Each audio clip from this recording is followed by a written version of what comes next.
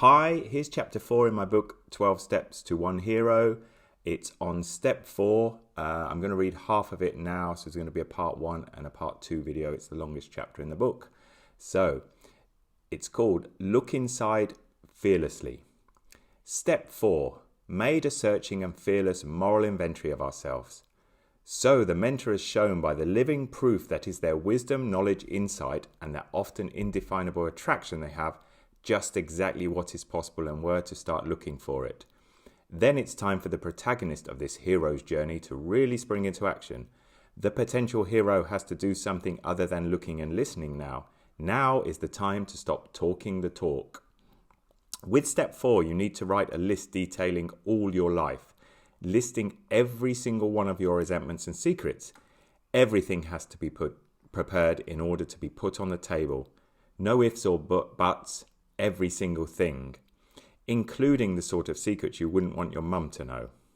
Many of these are things of a sexual nature for obvious reasons. It's written in the Alcoholics Anonymous chapter, How It Works, that half measures avail us nothing. Note that it says nothing, not 50%. In the same way, 99.9% will avail not 99.9%. Perhaps it will be beneficial, but that missing 0.1% is the key. It's possibly the main thing that needs to be put on the table. You won't entirely know what that thing is or things are, so everything has to go down, 100%. Everything has to be admitted, a total clearing out of clutter and more crap. With it will go shames and guilt, remorse and regrets. In its place then come positive and loving things, emotions and feelings and thoughts that are wonderfully beneficial to you and those around you. Note too how this chapter title says how it works and not how it could work or how it might work or how it worked for some people. The 12 steps are a spiritual sum that will always add up the same, giving the result so long as they are undertaken thoroughly and honestly, and that means fearlessly. If there's a cave or part of a cave that someone is afraid to go into, then they have not been totally fearless, and so they will not gain fearlessness. Fear will still have a hold. As Joseph Campbell said, the cave you fear to enter holds the treasure you seek. Such life-saving, life-giving, priceless treasure is never going to be at the cave's entrance or even halfway in. So this is why you have to go all the way in, why you have to explore every single aspect of your life and your reactions and your part in those behaviours, especially the darkest parts, in the insides of the shadows. From the AA book, Daily Reflections, it says, I must walk into darkness to find the light and walk into fear to find peace. By revealing my secrets and thereby ridding myself of guilt, I can actually change my thinking. By altering my thinking, I can change myself. On changing thinking, it's why some people within AA say an alternative meaning for the fellowship's acronym could be altered attitudes. It's no use just putting the bottle down. The manner of thinking has to change too. The methods of responding to life on life's terms, the focusing on negativity and lack, such as the humorous but true, if I won $1 million on the lottery, I'd be fed up because it was $2 million the week before. It's along these lines that AA people say that with alcoholism, the alcohol is in the bottle, but the ism is inside me. It can also stand for I sponsor myself, I sabotage myself, or I self me. The first and latter two can apply to everyone. So can the sponsoring oneself if no help is sought, and that person in trouble tries to sort everything out alone. That is, they attempt to fix their problems with what has quite likely caused at least some of their problems. That just makes for more problems. Step 4 is about how our human instincts can exceed their proper function. It's to discover our liabilities and to see how guilt, grandiosity, or blaming others has a consequence. It identifies negative thoughts, emotions, and actions that have ruled life. It reveals how even from the start, by simply having the willingness to look at and list our liabilities, that will bring light into any darkness. And so it is so inspirationally described at the start of the Step 4 chapter in 12 Steps and 12 Traditions. Creation gave us instincts for a purpose. Without them, we wouldn't be complete human beings. If men and women didn't exert themselves to be secure in their persons, made no effort to harvest food or construct shelter, there would be no survival.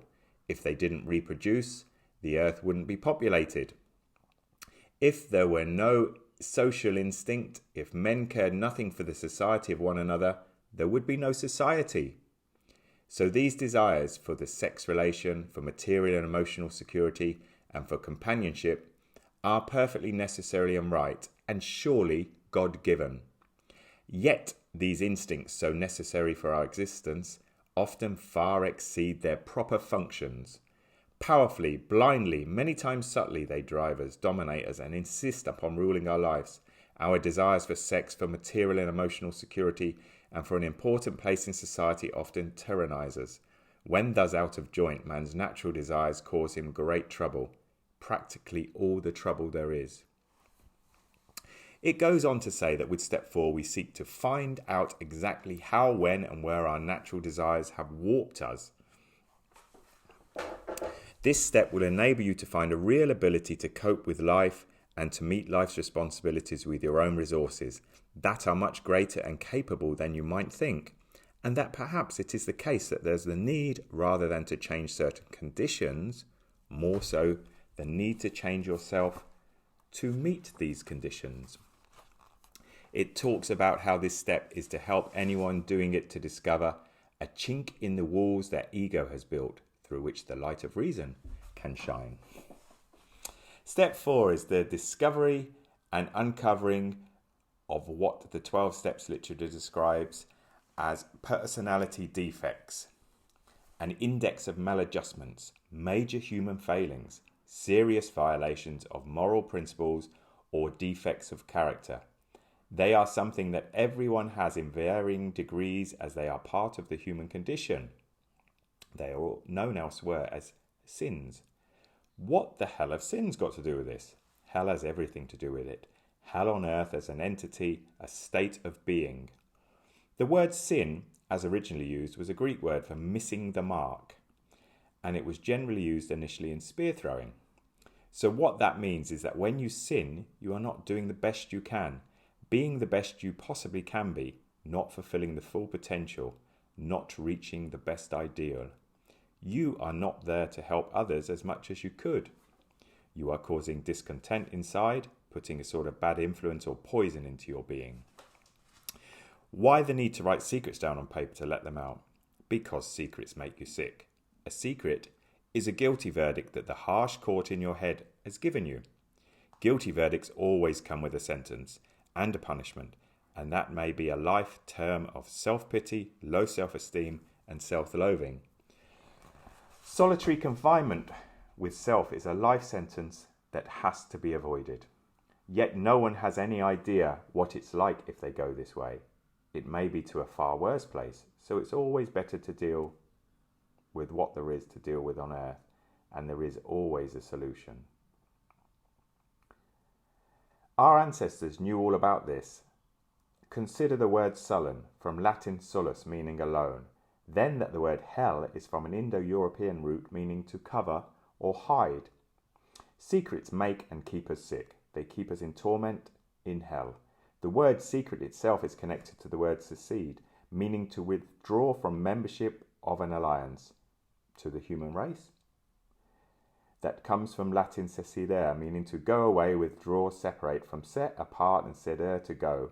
And the etymology of the word secede is connected to the word suicide. As too is the word self, from Latin sus, meaning one's own.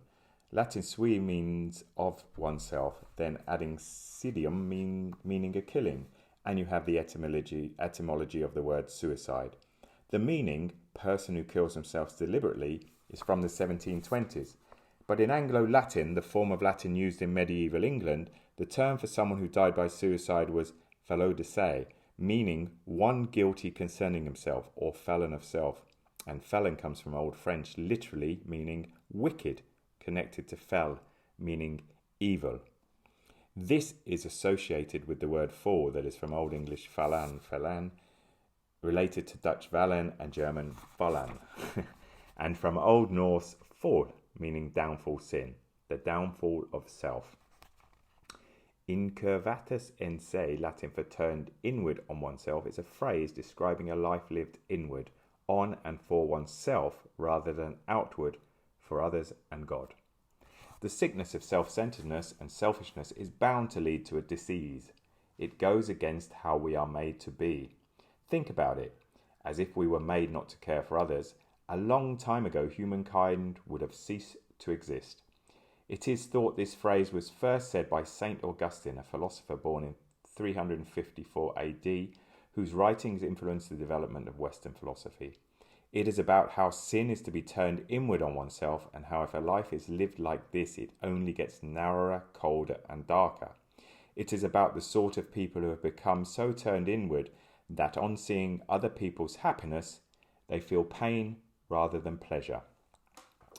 It is a way of being that frequently ends tragically in suicide.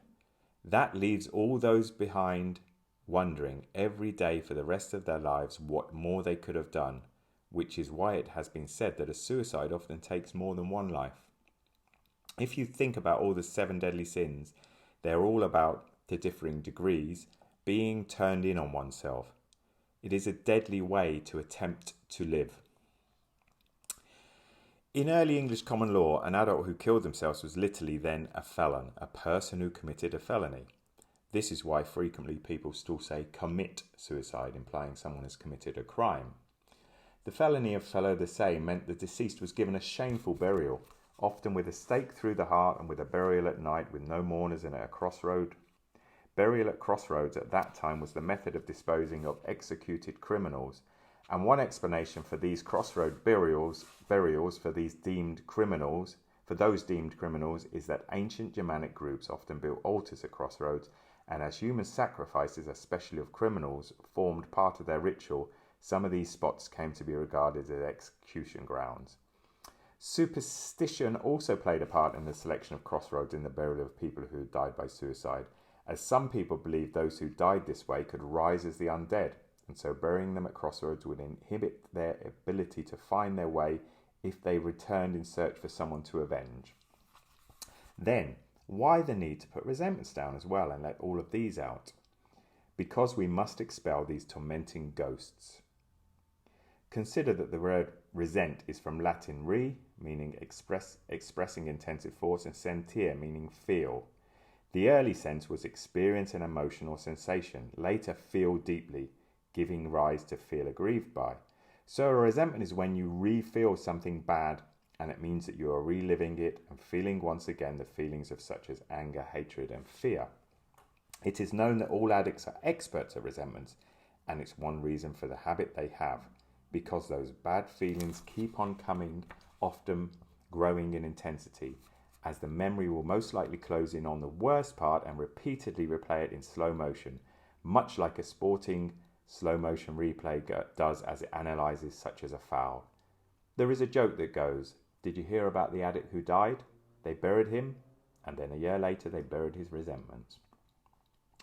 In the Anxiety Conversation book that I wrote with psychotherapist Wayne Kemp, the interview between myself and Wayne, with a combined continuous 12-step recovery time of more than 50 years between us, said on this.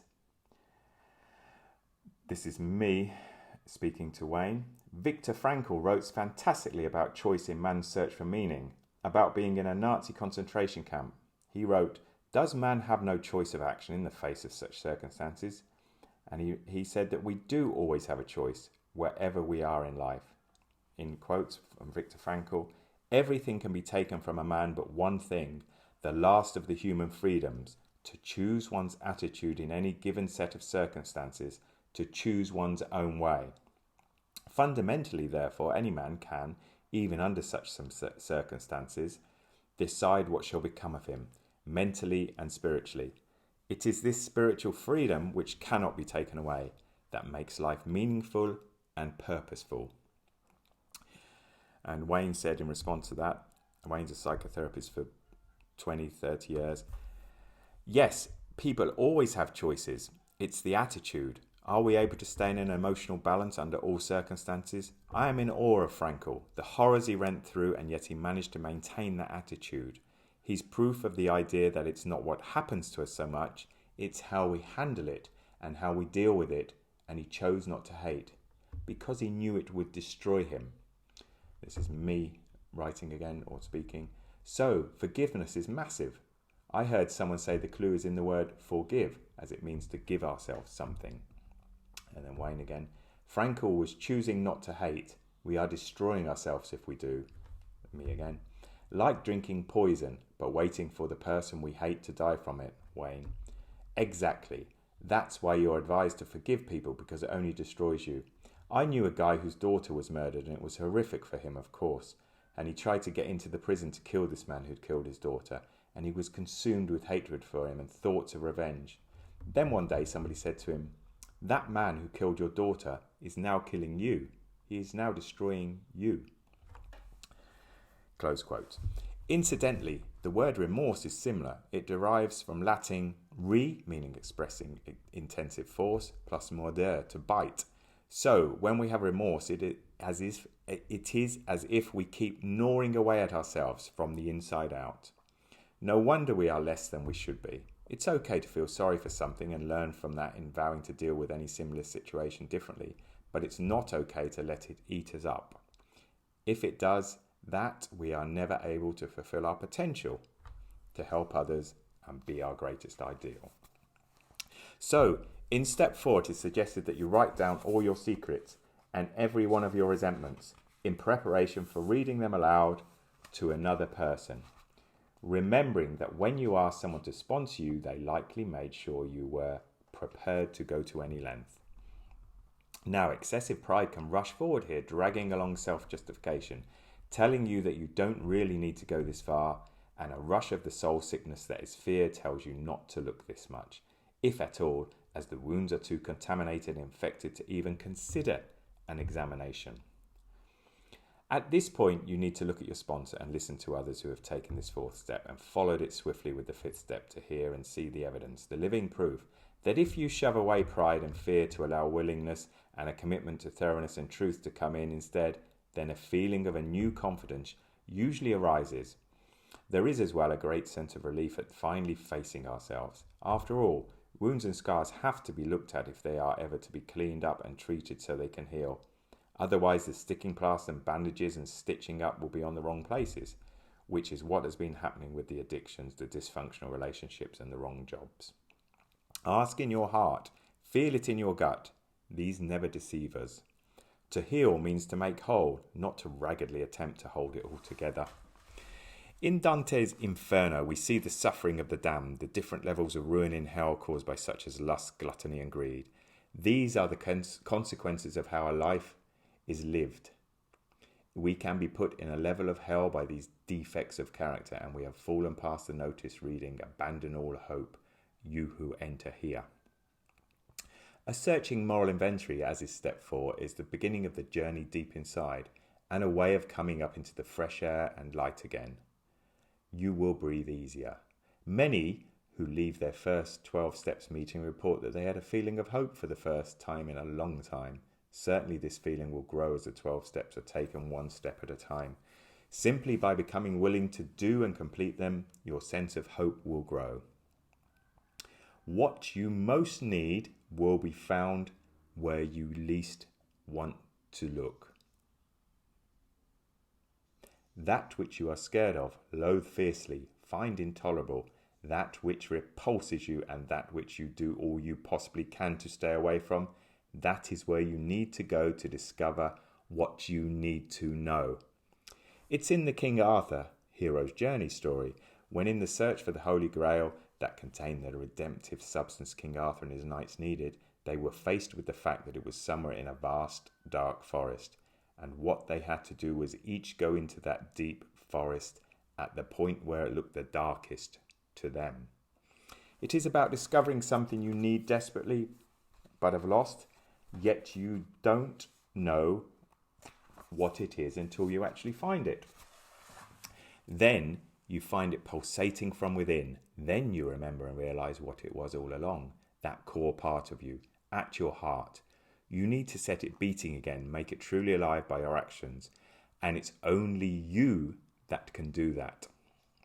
For most people who are not ready, it's likely there is not enough pain yet, or they are just enough masking the pain with such as drink or pills or another addiction that hasn't yet stopped working. For these people, they are not terrified enough of where they are to be able to summon up the strength to go forward to where they have to go if they want to go forward. A sponsor or mentor can help you realize you need to go all the way down deep inside to investigate and to find the source of your suffering. There is a way out, but it's through hell. The only way up is down first. The only way out is through. Separation leads to desperation that leads to repair. The process is uncover, recover, discover. Some say the order here is uncover, discover, recover, but I don't think you can truly discover what there is to find until you have first reached a level of recovery.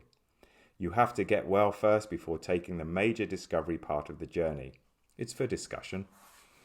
For some people, it works if they can imagine vividly enough what life is going to be like if they don't take those first courageous steps and then carry on. Again, a sponsor or mentor can help here. This is everything about courage. The Buddha is quoted to have said, "A man who conquers himself is greater than one who conquers 1,000 men in battle." There is also another reason why this solution remains a journey that takes place along the road less travelled, and M. Scott Peck wrote about it so well in his book that for this reason was called The Road Less Travelled. The title itself is coming from a 1916 poem called The Road Not Taken by Robert Frost that contains the lines, "Two roads diverged in a wood, and I took the one less travelled by, and that has made all the difference." In that book, which became a bestseller initially due to the enthusiasm for it of people attending AA meetings, M. Scott Peck wrote, "Being about spiritual growth, this book is inevitably about the other side of the same coin, the impediments to spiritual growth. Ultimately, there is only the one impediment, and that is laziness. If we overcome laziness, all the other impediments will be overcome. If we do not overcome laziness, none of the others will be hurdled. So this is also a book about laziness." The psychiatrist went on to write that in his efforts to help his clients grow, he realized that the main thing stopping this obvious benefit was their laziness. He explained that he had a moment when he finally understood what the Adam and Eve story was about, that they had listened to the serpent and yet not even sought God's side of the story before they ate the forbidden fruit from the tree of the knowledge of good and evil, in which good and evil implies everything, as in the Egyptian expression said to translate as evil good, that is used to mean everything. So the first people, Adam means man, Eve means living, were not trusting God. They were now playing God to judge what was good or evil. But people are not designed to go this way, although by being given free will, as is the only loving thing to do with any gift, such as life is a gift, there is always this choice at making an attempt to live this way. It's like we know the sun keeps us alive, but look at it and you will go blind. Get too close to it and you will become ash.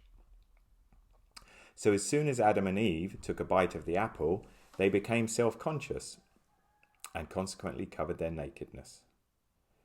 Then they were banished by God from the paradise they had been in.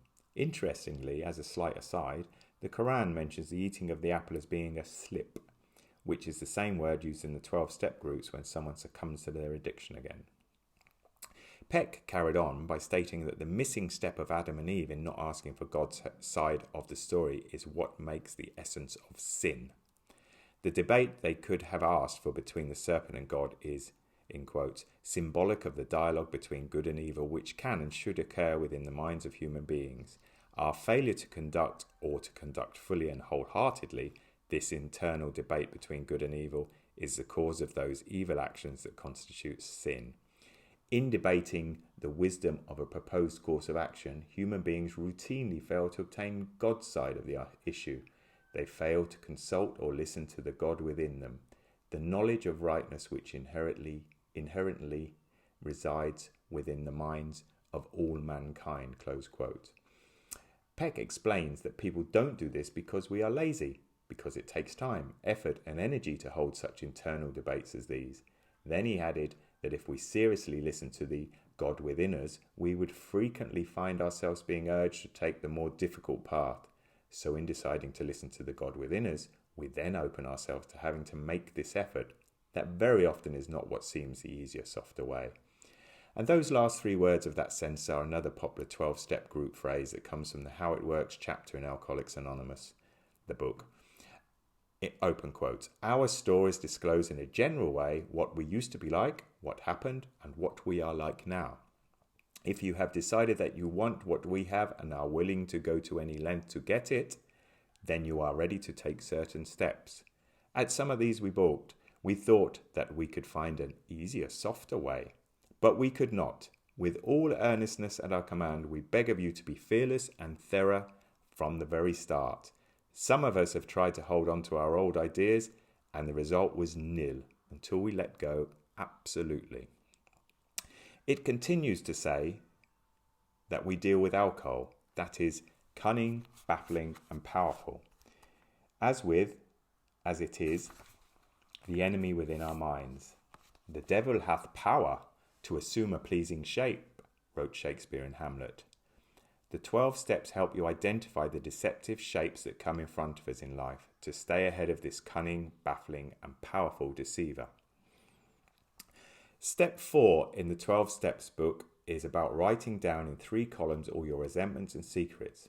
An A4 book and a pen so that you can write by hand is the most effective way to do this. It's a harsh realization, but a truth that as well as fear, the other thing that will stop you doing this is, as Peck says, unmitigated laziness. Know this. The word lazy is from Middle Low German laschig, meaning feeble, akin to Middle High German Urswen, meaning to become weak. Ensure you have somewhere excellent to hide your A4 book so that you are not inhibited in any way for fear of it being discovered. Remember, every single one of your resentments, that is people, places and things that you don't like, that have made you angry, that still make you angry, that bother or have bothered you, irk you in some way, that make you furious, murderous even, or that mildly irritate you whenever you think of them, anything and everything. Likewise your secrets, all of them, including and especially any that you were planning on never telling anyone, that you were going to carry with you to the grave. One useful way to do this is to look back at your life in stages of 5 years, starting with the present. Remember people in your life at the time, where you worked, where you studied, where you lived, friends you were with then, holidays and any travel you did, life events such as weddings or funerals and so on. Dig deep. This can and probably will be emotional at times, like looking over all your old photographs, but more so because you will be looking at some things you've repressed and buried. Stop for a while if it gets too much. Although, as with all the steps, it's usually beneficial to get this done. Just remember you are not in a race with anyone. It's useful to have a trusted friend to call on if the emotions rise too high, ideally your sponsor or mentor, an experienced and trusted advisor. Yet another reason not to attempt the 12 steps alone. However, do not use these high emotions that will most likely arise and as an excuse not to do it. You can, in addition, start step 10 at this stage. It's the same, except step 4 is looking back, while step 10 is for present day resentments and secrets. It's ongoing. In the beginning, this all seems like a tough call, much work and loads of writing. It is, but this is how you are forming your solid foundations built on rock rather than sand. The more you write down here, the quicker you will learn what makes you tick, how you burn up, what causes reactions, and all those feelings. And the more you will understand your part in these and so know what you can do about them.